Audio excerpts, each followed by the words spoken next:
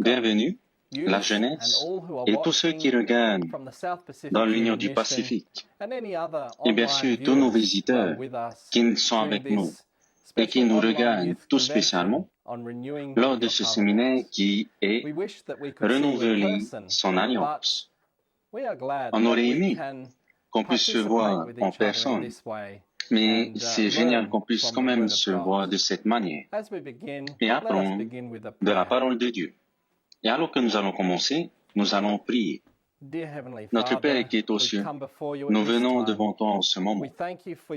Nous te remercions pour ton amour merveilleux. Nous te remercions d'avoir ce privilège de te suivre et de te connaître, alors que nous sommes dans les derniers temps de l'histoire de cette terre.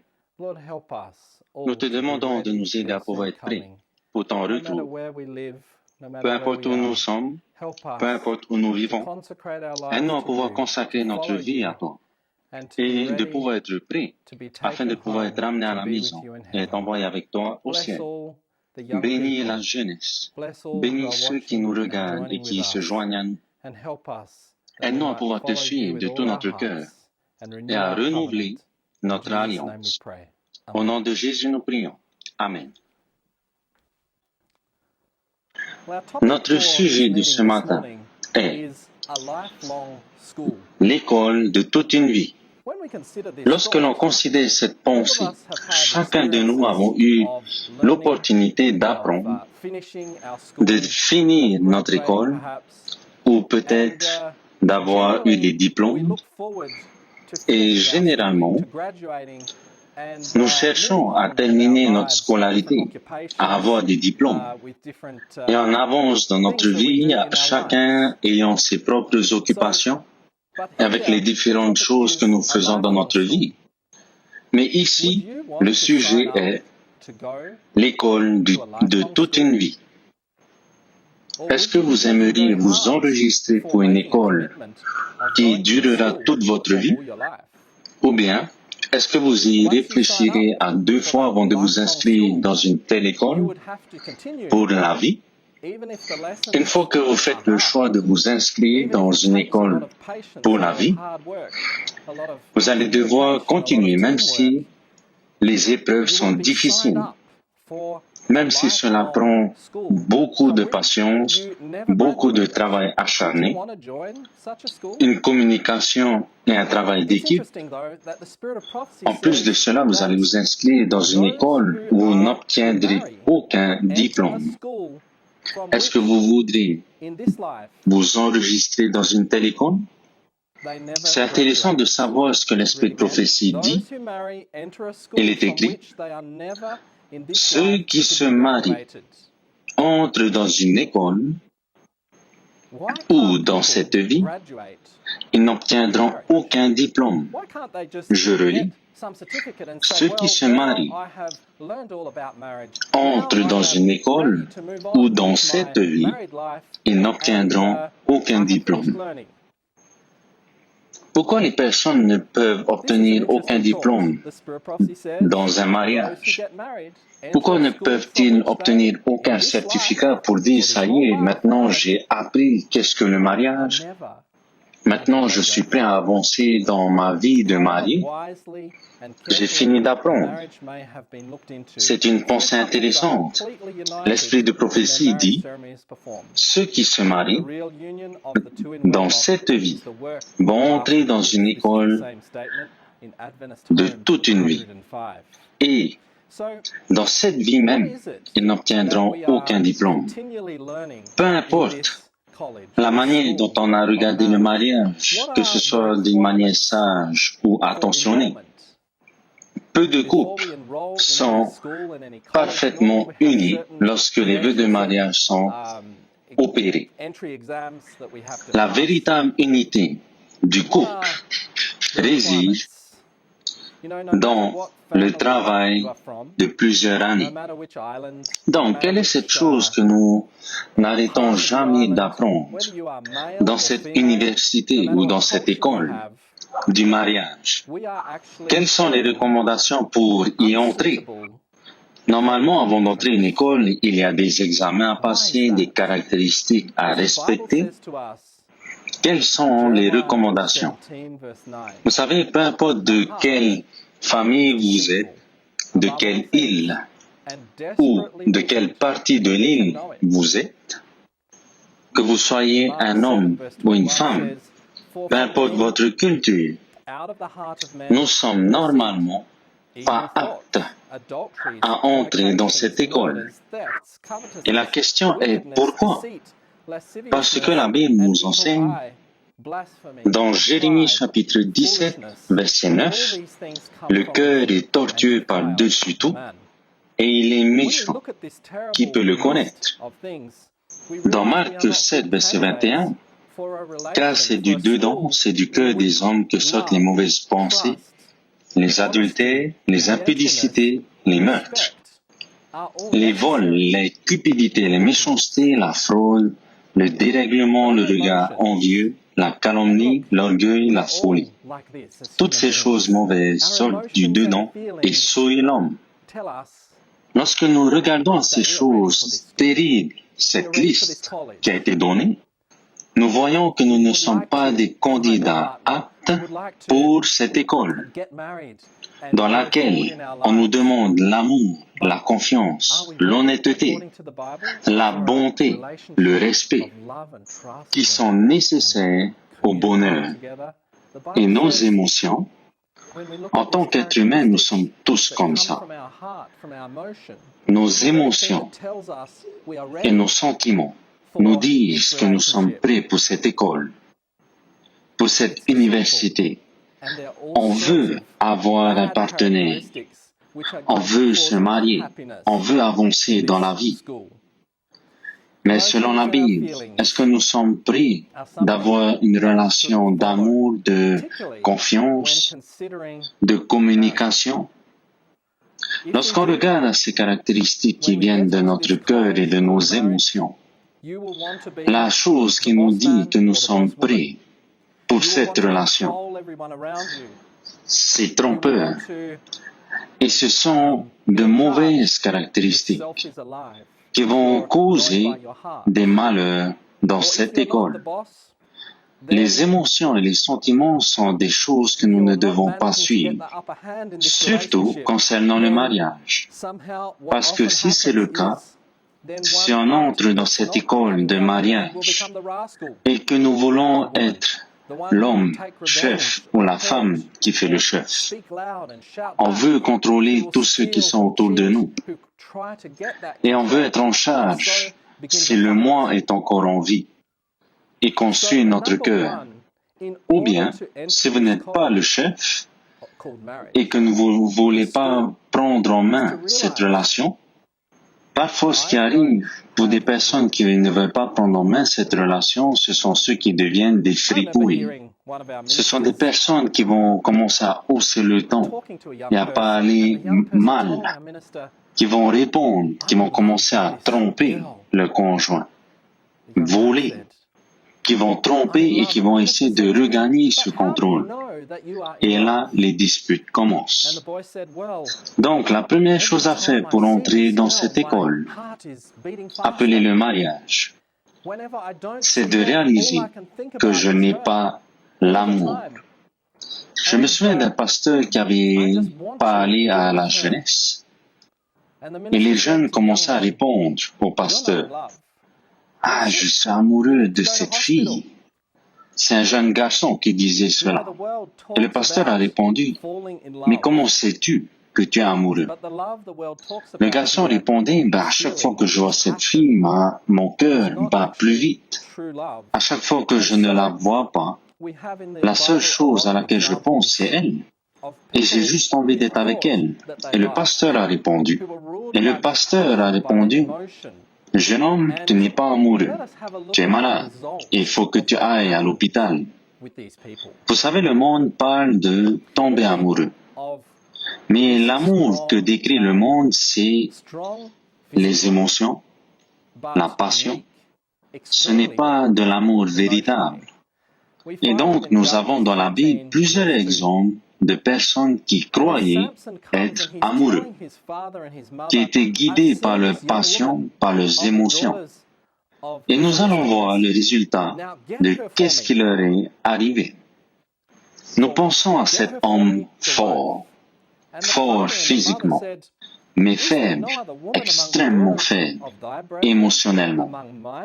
Nous voyons dans Juge 14, au verset 2.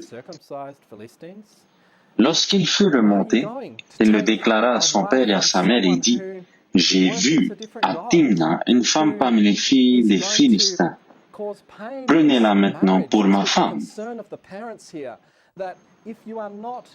Son père et sa mère lui dirent, « N'y a-t-il point de femme parmi les filles de tes frères et dans tout notre peuple, que tu ailles prendre une femme chez les Philistins qui sont incirconcis? » Et Samson dit à son père, « Prends-la pour moi, car elle me plaît. » Pourquoi est-ce que tu vas chercher quelqu'un qui adore un Dieu différent? Pourquoi vas-tu chercher une personne qui va causer de la peine à ton mariage? C'était l'inquiétude des parents. Si tu ne regardes pas droit dans les yeux les principes de notre foi, des problèmes vont survenir. Les parents avaient cette inquiétude, mais Samson en avait la certitude. C'était la femme qu'il voulait. Il a été guidé par ses émotions et il a dit à ses parents, « Parents, prenez-la pour moi, car elle me plaît. » Combien de temps Samson est resté dans cette université, qui était supposée être une université pour la vie? Nous connaissons l'histoire et nous savons que ça n'a pas duré longtemps. On nous dit que pendant la période de temps très courte que le mariage a duré, ça s'est terminé en une situation misérable. Ça a causé des cœurs brisés, non seulement pour sa famille, mais aussi pour la famille de la femme. Ça a causé des maux de cœur à Samson et à Delilah. Ce n'était pas un mariage satisfaisant. Mais on se souvient aussi de l'histoire d'une autre personne dans la Bible, Absalom. Absalom était un homme beau. Et il avait aussi une sœur qui était belle.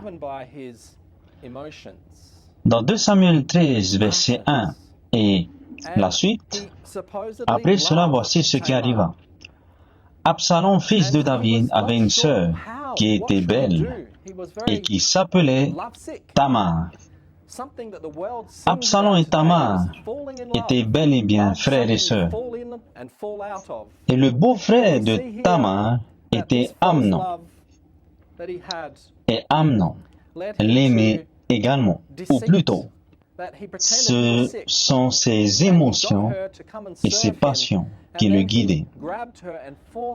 Il aimait Tamar, mais il n'était pas sûr. Qu'est-ce que je devais faire? Il était fou amoureux. C'est quelque chose que le monde chante aujourd'hui. Il était tombé amoureux. C'est aimer quelque chose, prêt à tomber dedans. Et nous voyons ici que ce faux amour qu'il avait l'avait poussé à tromper, au point de prétendre qu'il était malade. Et en étant malade, il avait demandé à Tamar de venir prendre soin de lui, de s'occuper de lui, le guérir, et par-dessus, il avait abusé d'elle. Et après avoir été avec elle, la Bible dit dans 2 Samuel chapitre 13, verset 14, « Mais il ne voulut pas l'écouter. Il lui fit violence, la déshonora et coucha avec elle. Puis Amnon eut pour elle une forte aversion, plus forte que n'avait été son amour. Et il lui dit, « Lève-toi, va-t'en. » Donc Amnon avait dit à sa sœur de sortir, « Fermez la porte par derrière elle. » Il a dit au serviteur de fermer la porte par derrière et qu'il ne voulait plus rien avoir à faire avec elle. Nous voyons ici que la passion, les émotions qui travaillent, qui nous font penser que nous aimons quelqu'un, peuvent en un instant mourir. Aussitôt que c'est parti, dès qu'il y a une dispute, un désaccord, soudainement, cette forte passion peut mourir aussitôt qu'elle est arrivée. Ce n'est pas une raison d'épouser quelqu'un parce que nous sommes poussés par nos passions, par nos émotions. Ça se terminera en désastre et misère. Donc, lorsque nous réalisons et que nous voyons ces exemples dans la Bible, nous pouvons voir dans les sociétés autour de nous qu'il y a des centaines de milliers de personnes qui ont fait la même chose, qui ont été avec quelqu'un, uniquement poussés par leurs passions et leurs émotions. Les choses qui viennent de notre cœur naturel, les choses qui détruisent les familles. Que se passe-t-il lorsque nous voyons ce qui arrive dans la parole de Dieu? De là viennent les voleurs, les mauvaises pensées, l'adultère, la fornication, les meurtres. Ces choses viennent en suivant nos passions de notre cœur naturel. Et nous découvrons que les meurtres étaient la fin du péché d'Amnon. Son frère l'a tué. C'est tellement important, les jeunes, de ne pas suivre les passions de notre cœur naturel, parce que ça va détruire votre vie quotidienne, parce que vous aurez pu vivre une expérience magnifique. Vous avez été impatient et vous avez suivi vos passions. Tellement de malheurs existent dans notre monde.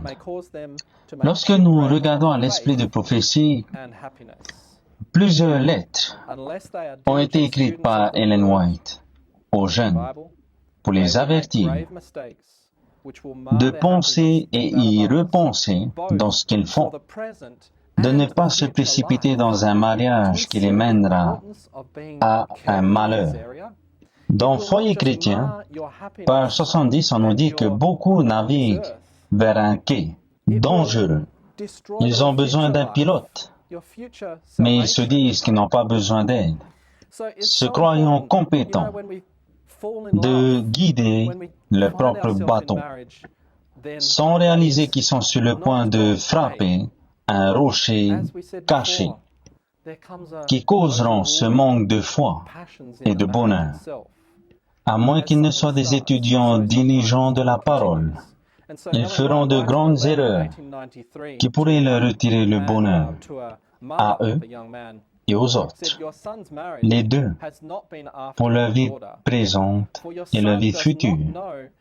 Voyons-nous l'importance d'être attentionné dans ce domaine? Non seulement vous n'aurez pas le bonheur sur cette terre, mais votre vie future sera détruite. Votre salut futur.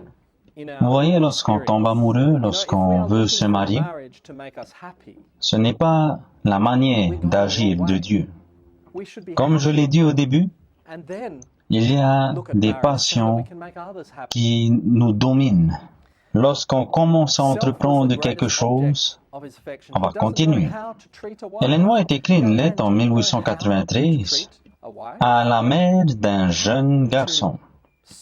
Elle va lui dire, le mariage de ton fils n'a pas été fait selon l'ordre de Dieu, parce que ton fils ne sait pas comment traiter une femme. Le moi est son plus grand objet d'affection. Si on le contrarie de quelque manière que ce soit, il est maussade, ingrat et impie. Sommes-nous reconnaissants dans notre expérience? Est-ce qu'on veut se marier pour être heureux? Ce n'est pas la bonne manière. Nous devons d'abord être heureux, puis ensuite s'engager dans le mariage pour rendre l'autre personne heureuse. Son moi était son plus grand objet d'affection. Il ne savait pas comment traiter une femme. Jeune homme, sais-tu comment traiter une femme? Comment servir et communiquer ensemble? Ce sont des choses auxquelles nous devons y penser avant de se joindre à l'école. Et à l'université, vous allez continuer à apprendre parce que les personnes changent. Alors que les années passent, nous devons aussi étudier la personne avec qui on est. Comment est-ce qu'elle se sent au cours de notre vie. Dans un autre livre de l'Esprit de prophétie, on nous dit La manière dont vous avez agi depuis votre mariage en prenant possession et en contrôlant les moyens de celle dont vous avez fait votre femme montre que vos motifs sont mauvais. Toutes ces choses sont contre vous et montrent de votre part un égoïsme très profond et un esprit dictatorial auquel Dieu ne veut pas qu'elle se soumette. Son mariage ne rend pas caduque son intendance. Il ne détruit pas son identité. Son individualité doit être préservée si elle veut glorifier Dieu avec son corps et son esprit, qui sont les siens. Son individualité ne peut pas être submergée par vous. Elle a des devoirs envers Dieu que vous n'avez pas le droit d'interférer. Dieu a des droits sur elle que vous ne pouvez pas satisfaire. Dans la providence de Dieu, elle est devenue son intendante et elle doit refuser de la céder à vous ou à quiconque. C'est intéressant parce que l'on pense que lorsqu'on se marie, on pense qu'on peut avoir le contrôle de tout. Par exemple, de l'argent, comment est-ce que on va le gérer? Nous devons prier ensemble dans notre mariage, discuter ensemble, communiquer ensemble, de considérer l'importance d'une décision en commun, de prier sincèrement et non pas de chercher à prendre le contrôle de l'autre. Ceci n'est pas la méthode de Dieu, que un va commencer à dicter l'autre. Il doit y avoir un partage, une considération ensemble, au lieu d'avoir un esprit dictateur, que ce soit de la part du mari ou de la femme, parce qu'il y a la possibilité que l'un soit dictateur et que l'un soit soumis. Il doit y avoir une communication en commun, et nous allons en parler de comment est-ce que ça doit se passer plus tard. Maintenant, pour nous, pour être heureux, il y a une expérience très intéressante. De quoi avons-nous besoin?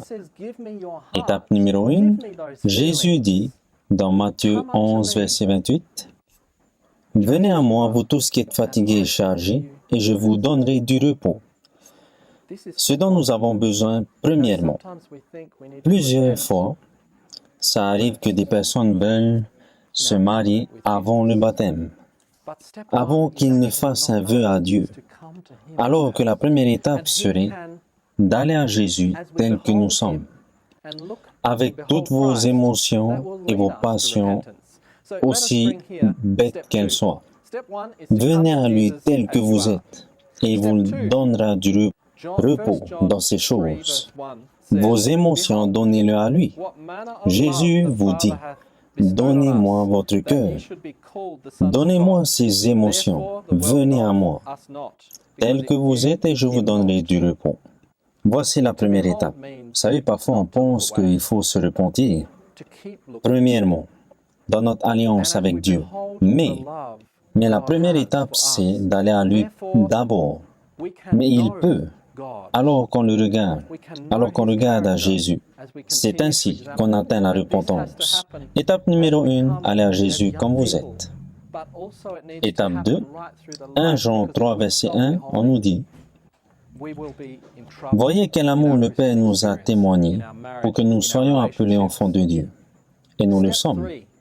Si le monde ne nous connaît pas, c'est qu'il ne l'a pas connu. » Voir veut dire regarder sans regarder ailleurs, de continuer à regarder. Et alors qu'on regarde à l'amour que Dieu a pour nous, c'est ainsi que nous pouvons connaître Dieu et son caractère.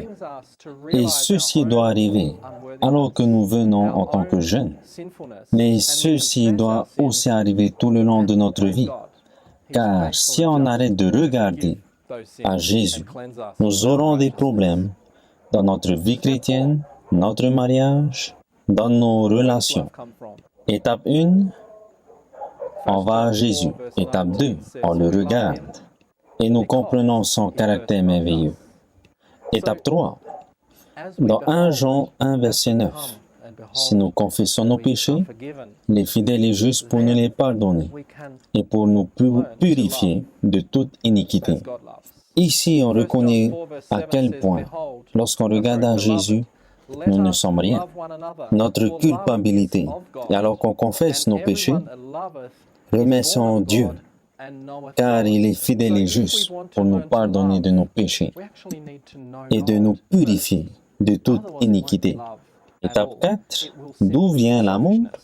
Dans 1 Jean 4, verset 19, pour nous, nous l'aimons parce qu'il nous a aimés le premier. Alors que nous venons, que nous regardons et que nous sommes pardonnés, alors nous pouvons apprendre à aimer comme Dieu aime. Dans 1 Jean 4, verset 7, on nous dit, « Bien-aimés, aimons-nous les uns les autres, car l'amour est de Dieu, et quiconque aime est né de Dieu et connaît Dieu. » Donc, si nous voulons apprendre à aimer, nous devons apprendre déjà à connaître Dieu, premièrement. Sinon, ça ne serait pas de l'amour, ça serait de l'égoïsme. Donc, c'est dangereux pour notre relation de considérer d'entrer dans cette école dans laquelle nous n'aurons aucun diplôme avant même de connaître Dieu. Nous devons comprendre, nous devons connaître Dieu. Et connaître Dieu est une expérience de toute une vie. Donc, il y a eu un membre de ma famille, j'ai été lui rendre visite. Il a été divorcé, il s'est remarié, mais son second mariage n'était pas heureux. Alors qu'on l'a visité, j'étais avec ma femme. On était dans la voiture et il nous parlait de sa femme qui avait son cerveau, sa tête plein de béton. Et je me suis dit, waouh, une tête de béton? Et il m'a dit, oui, je l'ai mis ailleurs pour un moment, je l'ai envoyé en vacances, dans la maison d'une personne de ma famille, juste pour avoir une pause. Et puis il nous a présenté sa maison et là il a regardé une photo de sa seconde femme et il nous a dit, voici ma seconde femme. Je pense que je l'aime. Ouais, je pense que je l'aime. Vous savez, l'amour représenté par le monde n'est pas quelque chose de stable. Ce n'est pas quelque chose que nous pouvons générer. D'où vient l'amour? L'amour vient de Dieu, naître de Dieu. L'amour est le fondement dans les paraboles de Jésus. L'amour est la base de la piété. Quelle que soit la profession, aucun homme n'a un amour pur pour Dieu s'il n'a pas un amour désintéressé pour son frère. Mais nous ne pouvons jamais entrer en possession de cet esprit en essayant d'aimer les autres. On essaye d'aimer les autres, mais on ne peut pas obtenir l'amour de cette manière. Ce qu'il faut, c'est l'amour du Christ dans le cœur. Lorsque le moi se fond dans le Christ, l'amour jaillit spontanément. La plénitude du caractère chrétien est atteinte lorsque l'impulsion d'aider et de bénir les autres jaillit constamment de l'intérieur. Lorsque le soleil du ciel remplit le cœur et se révèle sur le visage, de quoi avons-nous besoin pour aimer notre prochain? C'est que le moi se fond en Christ. C'est une expérience quotidienne que nous regardons à Jésus.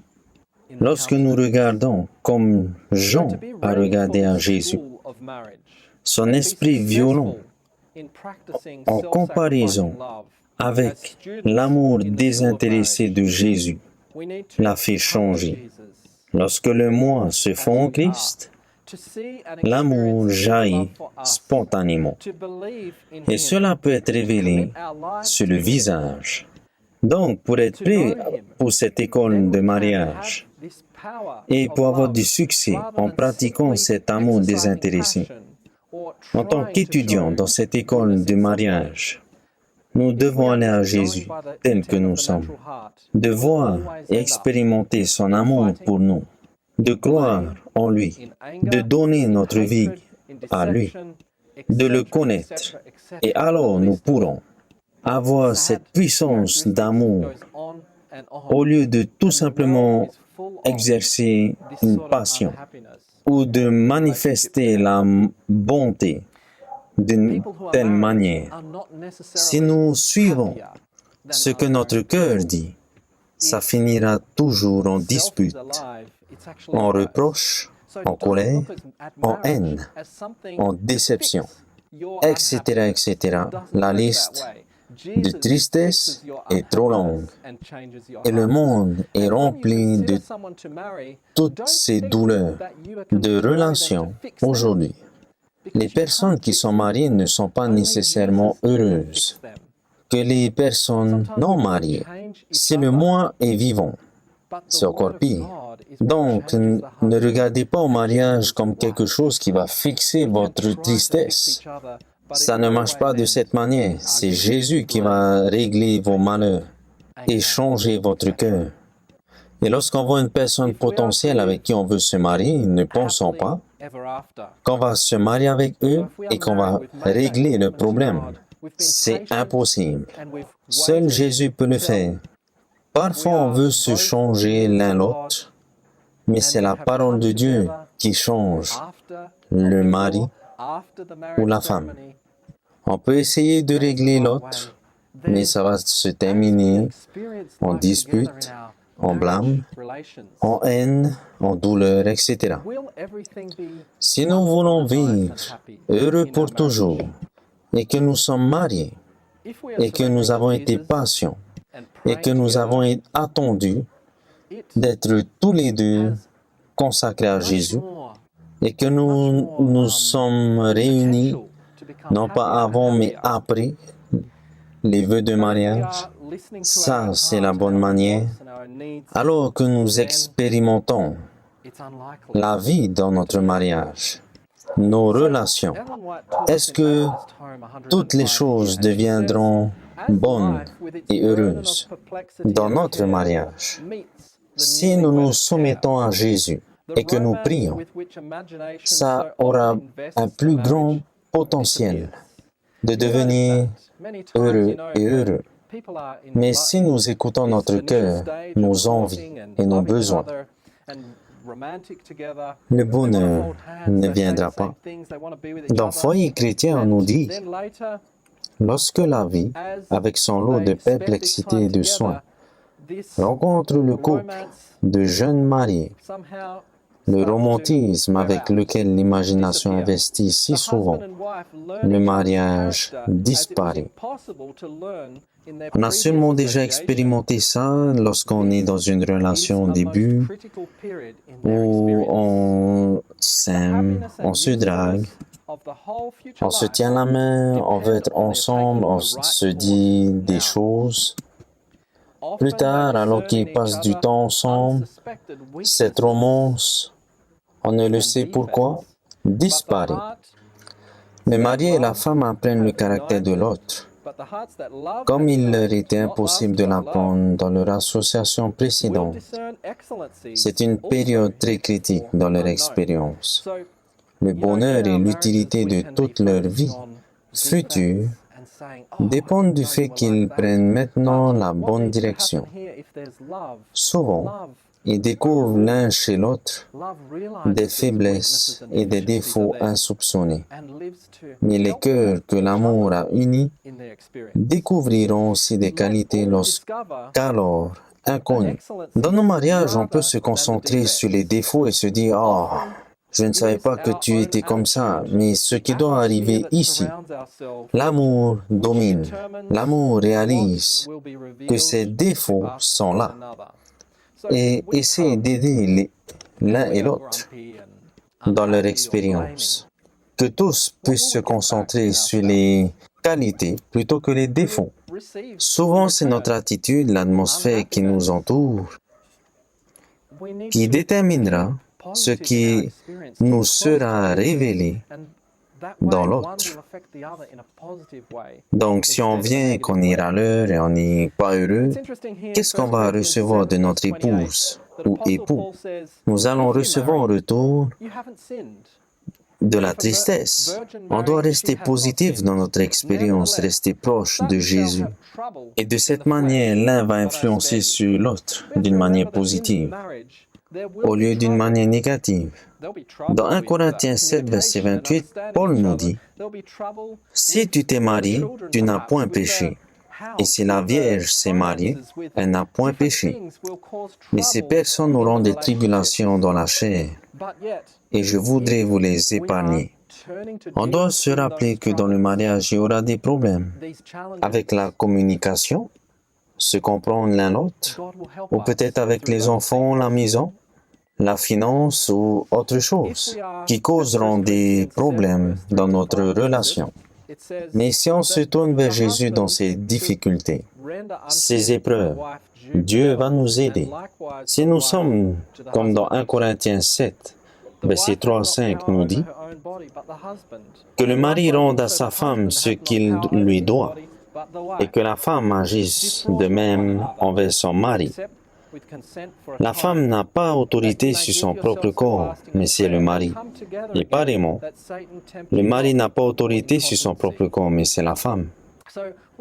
Ne vous privez point l'un de l'autre, si ce n'est d'un commun accord pour un temps, afin de vaquer à la prière, puis retournez ensemble, de peur que Satan ne vous tente par votre incontinence. Donc, que dit l'apôtre Paul ici? Nous comprenons qu'il s'agit ici de l'intimité dans une relation. Il y a des temps où on doit se rassembler et des temps mieux vaut éviter de se rassembler. La tempérance dans ces choses est importante. Mais ça va plus loin que cela. Ça va jusqu'à la communication l'un l'autre. Est-ce qu'on se dégrade l'un l'autre lorsqu'on se parle? Parce que ça arrive qu'on soit fâché et on ne parle pas. On finit par gâcher l'autre personne par notre présence. On gâche le temps que l'on passe avec l'autre dans nos temps de récréation, par notre compagnie. Une famille qui veut rester ensemble doit apprécier le temps qu'ils passent ensemble. Lorsqu'on donnait ces attentions alors qu'on était en train de se connaître, alors qu'on montrait de la compassion, de l'amitié et de l'aide. Voici les choses pour que le mariage puisse avancer. Dans Galates 5, verset 13, « Frères, vous avez été appelés à la liberté, seulement ne faites pas de cette liberté un prétexte de vivre selon la chair. Mais rendez-vous par la charité serviteurs, l'un les uns des autres. » Comme on l'a déjà noté, on ne peut pas avoir de l'amour sans Jésus. Et nous devons garder Jésus dans notre cœur pour être capable de servir comme il a servi. Dans Éphésiens 5, verset 25, on nous dit, « Marie, aimez vos femmes, comme Christ a aimé son Église et s'est donné lui-même pour elle. » Donc, jeune homme, pouvons-nous aimer nos femmes? Peut-être qu'on pense que oui, mais on nous dit, comme Christ a aimé son Église et s'est offert lui-même pour elle. Êtes-vous prêt à vous donner pour servir vos femmes? Christ a aimé l'Église, mais l'Église n'était pas quelque chose de très appréciable lorsque Christ l'a aimé. Parce qu'à plusieurs reprises, l'Église a été infidèle. Et Christ a quand même aimé son Église. Marie, pour aimer comme Christ a aimé, requiert un regard fixé sur Jésus. Maintenant, regardons aux femmes. Est-ce que les femmes peuvent aimer leur mari? J'ai entendu une personne dire, « Ah, les femmes ont plus d'amour à donner que les maris. » Mais est-ce que les femmes peuvent aimer? On nous dit que les femmes âgées, les plus âgées, dans leur attitude, elles doivent être saines, pas des femmes qui accusent faussement, mais qui enseignent de bonnes choses, mais qu'elles enseignent aux jeunes femmes à être sobres et qu'elles aiment leur mari. Donc, si on doit être enseigné à aimer notre mari, cela veut dire que c'est quelque chose que nous n'avons pas. On pense qu'on s'aime l'un l'autre, mais nous devons être enseignés l'un l'autre. Comment est-ce qu'on doit s'aimer? Le reste du chapitre nous dit à être retenu, chaste, occupé aux soins domestiques, bonne, soumise à le mari, afin que la parole de Dieu ne soit pas blasphémée. Ces choses doivent être apprises. Est-ce que les maris peuvent aimer leurs femmes? Oui, si leur amour vient de Jésus. Est-ce que les femmes peuvent aimer leur mari? Non, elles doivent l'apprendre. Ça ne vient pas naturellement. On nous apprend même que les personnes âgées peuvent être une aide pour enseigner cet amour. Comment se comporter avec l'autre? C'est quelque chose qui doit être appris. La Bible enseigne. La femme doit être soumise au mari. Et les maris abusent, ils se disent, ah, elle doit se soumettre. Je suis le boss, elle doit m'écouter. Mais c'est plus facile de se soumettre à quelqu'un qui est soumis à Jésus. Et la femme doit être guidée par Christ également. Ainsi, le mari ne sera pas, s'il est guidé par le Seigneur, il ne demandera pas ou n'aura pas besoin de demander pour quoi que ce soit. La femme aura envie de servir. On nous dit, par amour, on voudra se servir l'un l'autre. Dans 1 Pierre 5, verset 5, de même, vous qui êtes jeunes, soyez soumis aux anciens. Et tous, dans vos rapports mutuels, revêtez-vous d'humilité, car Dieu résiste aux orgueilleux, mais il fait grâce aux humbles. Tous, dans une relation familiale, nous devons être humbles. Nous devons avoir envie d'apprendre de l'un à l'autre. Car dans Galates 5, verset 24, on nous dit, « Ceux qui sont en Jésus-Christ ont crucifié la chair avec ses passions et ses désirs. » Donc l'amour est un don très précieux. Nous allons lire Lettre aux jeunes amoureux. L'amour est un don précieux que nous recevons de Jésus. L'affection pure et sainte n'est pas un sentiment mais un principe. Ceux qui sont animés par un amour véritable ne sont ni déraisonnables, ni aveugles. La douceur, l'indulgence, la longanimité, la patience, l'insensibilité, la capacité de tout supporter, de tout espérer, de tout endurer, sont les fruits de l'arbre précieux de l'amour, qui est de croissance céleste. Cet arbre, s'il est nourri, se révélera être un arbre à feuilles persistantes. Ses branches ne se décomposeront pas. Ses feuilles ne se flétriront pas. Il est immortel, éternel, arrosé continuellement par les rosées du ciel.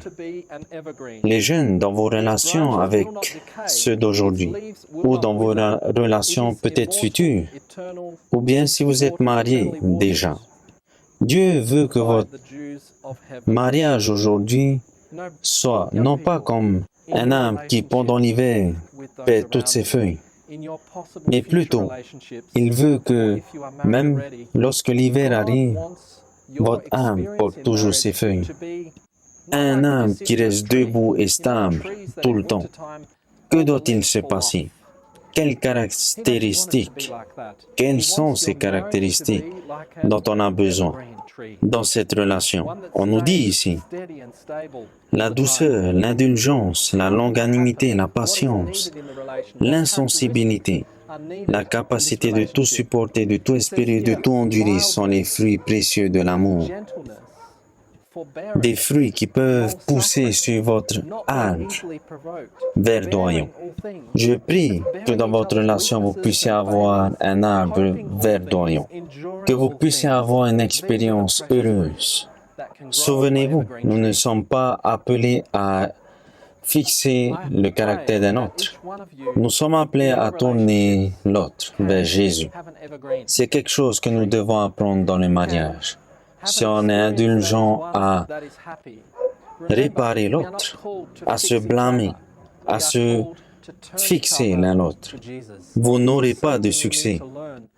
Jésus est celui qui peut arroser notre relation avec la rosée du ciel. Les jeunes, s'il y a un sujet où on doit réfléchir avec une raison calme et un esprit de patience, c'est le sujet du mariage. Si on a besoin du conseil de la parole de Dieu, c'est on prend conseil avant de s'unir à une personne pour la vie. Mais ce qui est en train de diriger en majorité les jeunes, ce sont les émotions. Et dans trop de cas, ce sont les sentiments qui guident, les sentiments d'amour qui guident le jeune couple à la ruine. C'est là que les jeunes montrent le moins d'intelligence que dans d'autres sujets. C'est là qu'ils refusent d'activer leur raison. Les jeunes, vous êtes intelligents, mais lorsque c'est votre cœur et vos émotions qui commencent à vous guider, nous devons les prendre et les donner à Jésus. Parce que sinon, on ne sera pas intelligent. Ça ne sera pas raisonnable. Nous devons placer Jésus d'abord, renouveler notre alliance avec lui. Et si les deux parties renouvellent leur alliance avec Jésus et qu'ils le regardent constamment, alors ils vivront pour se servir l'un l'autre. Peu importe quelle épreuve va arriver, même s'ils arrivent, les romances où on vit heureux pour la vie, ça n'existe pas. Sans épreuves qui viennent dans notre expérience. Mais si on consulte constamment Jésus, on peut avoir du bonheur, même dans les peines et les douleurs qui vont venir. L'apôtre Paul nous dit, vous aurez des problèmes, difficultés, mais j'ai envie de vous épargner. Comment éviter ces problèmes?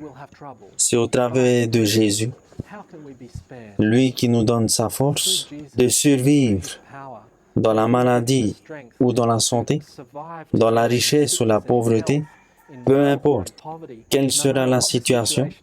Le problème, c'est qu'il y a une puissance ensorcelante qui règne dans la jeunesse. Ils ne se soumettent pas à Dieu. Leurs sens sont enchaînés. Ils avancent dans le secret, dans la peur que leur plan sera interféré par quelqu'un. Nous devons prier l'un l'autre. Si on voit quelqu'un qui est en train d'aller faire la cour à une personne, nous devrions prier pour eux. On doit essayer, guider. On doit être prêt à écouter. Parce que nous voulons que dans notre Église, il y ait des âmes qui soient verdoyants pour toujours, et que ces personnes gagnent leur puissance et leur amour de Jésus. Et alors ils pourront être une force pour la cause de Dieu. Que Dieu puisse nous aider à penser à l'engagement du mariage, que c'est une étape pour la vie. C'est une école où on n'obtiendra aucun diplôme. C'est une école où on apprendra toujours quelque chose de nouveau, où on va toujours se concerter mutuellement. C'est une relation dynamique. Dieu peut nous aider. Il peut nous aider à avoir un cercle sacré que personne n'osera y entrer.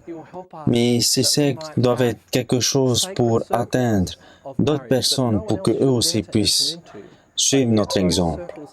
Que Dieu nous aide, qu'il vous aide, vous les jeunes, alors que vous considérez une relation, à être prêt, premièrement, à aller à Jésus.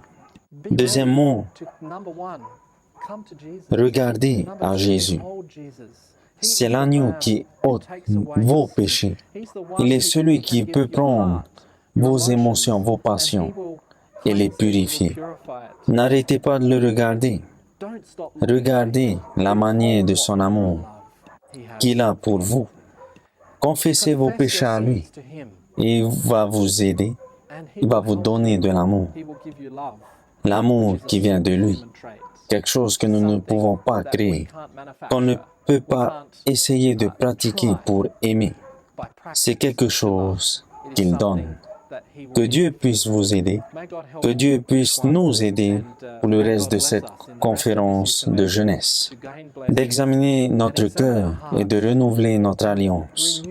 Revivifier notre alliance avec Jésus. Et ma prière pour chacun de nous. Amen. Nous allons prier pour les bénédictions de Dieu. Notre Père qui est aux cieux, nous venons devant toi et nous reconnaissons que notre cœur est mauvais et qu'on ne peut pas les changer, mais que nous pouvons venir vers toi et que nous pouvons te donner notre cœur et soumettre notre vie à toi. Nous te remercions car tu nous regardes de là où tu es et que nous pouvons regarder ton amour pour nous. Nous pouvons, alors que nous te regardons, être pardonnés et être changés, que nous pouvons arrêter d'être égoïstes et mettre le moi de côté. Il y a tellement de malheurs dans ce monde, tellement de relations qui sont éprouvées. Aide-nous dans notre relation à continuer à te regarder pour que notre relation puisse être comme toi tu le souhaites, soit avec les jeunes, soit dans leurs relations, dans le travail. Aide-nous à pouvoir être la lumière dans ce monde, à pouvoir savoir comment être les uns envers les autres, savoir comment se comporter l'un l'autre, et que nous le fassions selon ta volonté, et non pas comme le monde le souhaite. Nous te demandons toutes ces choses au nom de Jésus. Amen. Be joyful in the Lord, then count the riches soul. Reveal the faith within His word, and know the boundless hope. There is pardon, peace, and power, and purity, and paradise. With all of this in Christ for me. Let joyful songs of praise to Him arise. For every sin by grace divine, the pardon free bestowed, and with the pardon peace is mine, the peace in Jesus' blood. There is pardon, peace and power, and purity, and paradise. With all of this in Christ for me. Let joyful songs of praise to Him arise.